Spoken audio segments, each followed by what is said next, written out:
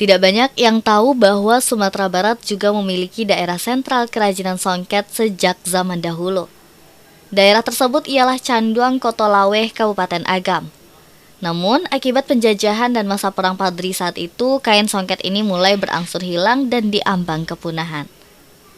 Akan tetapi, kekayaan budaya songket ini kembali digali. Sejak beberapa waktu terakhir, seorang peneliti bernama Nanda Wirawan melakukan penelitian dan revitalisasi songket Canduang. Ia tidak sendiri. Upaya membangkitkan songket Canduang yang hampir punah tersebut kini diproduksi kembali. Nanda Wirawan mengungkapkan perjalanan revitalisasi songket Canduang ini mulai dilakukan sejak tahun 2022. Namun penelitian terhadap songket tersebut sudah dilakukan sekitar tahun 2014. Ia menemukan salah satu songket yang digunakan sebagai baju adat penghulu yang umurnya lebih dari 100 tahun di daerah Canduang. Songket tersebut menggunakan pewarna alami yang sudah digunakan sejak zaman kerajaan. Berdasarkan referensi yang ia miliki, bahan tersebut ternyata telah digunakan sejak zaman kerajaan. Dan dari sanalah ia memutuskan bahwa songket Canduang harus direvitalisasi karena merupakan kekayaan budaya yang dimiliki Sumatera Barat, atau tepatnya warisan budaya tak benda. Sekilas tentang songket Canduang, ini merupakan mahakarya. Membaca tentang satu helai kain saja, di dalamnya terdapat sejarah kebudayaan dan kehidupan masyarakat Minangkabau yang begitu menarik. Melalui motifnya yang begitu beragam, terdapat makna dan pesan-pesan adat Minangkabau yang bersumber dari alam. Motif-motif tersebut tergambar dengan kuat, rapi, dan memperlihatkan tingkat kerumitan yang sulit dikerjakan oleh penerus masa kini. Beberapa waktu lalu, hasil revitalisasi songket Canduang tersebut dipajang di Galeri Taman Budaya Padang.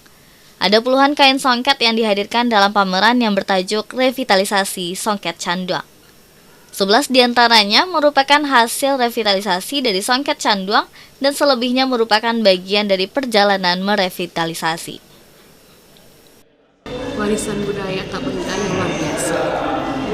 Songket itu tidak hanya indah, estetik, dengan kerumitan yang luar biasa, tapi dia merupakan kain adat yang mengikuti kehidupan manusia dari lahir hingga menutup mata. Setiap motifnya memiliki nama dan makna yang mencatatkan ajaran atau filosofi yang mengatur kehidupan masyarakat Minangkabau. Membaca songket berarti membaca alam pikir orang Minang. Tentunya saya berharap bahwa aktivitas untuk merevitalisasi songket Minangkabau ini, utamanya songket Canduang, tidak berhenti sampai di sini. Saya berharap ini adalah sebuah langkah awal bagi kerja besar berikutnya, dengan harapan bahwa songket mendapatkan tempat yang layak dalam masyarakat pendukungnya, dan kita bisa mencatatkan songket sebagai warisan budaya Minangkabau. Nanda Wirawan kini dikenal sebagai inisiator dan pelopor revitalisasi songket Canduang. Namanya mulai dikenal khalayak banyak setelah mendapat penghargaan dari UNESCO dengan kategori Excellence for Handicraft pada tahun 2012 lalu. Selain juga dukungan dari suami, upayanya dalam merevitalisasi songket mendapat restu dari sang ibu. Menurut orang tua Nanda, langkah yang diambil anaknya merupakan sebuah pilihan yang sulit, karena menghidupkan yang sudah punah bukanlah hal yang mudah. Ia pun berharap khususnya kepada pemerintah untuk mendampingi anaknya dalam upaya melestarikan seni kerajinan khusus songket Canduang, agar suatu saat bisa menjadi suatu yang tetap diwariskan kepada generasi berikutnya. Saya merasa bangga dengan apa yang dilakukan Nanda, karena yang dipilih Nanda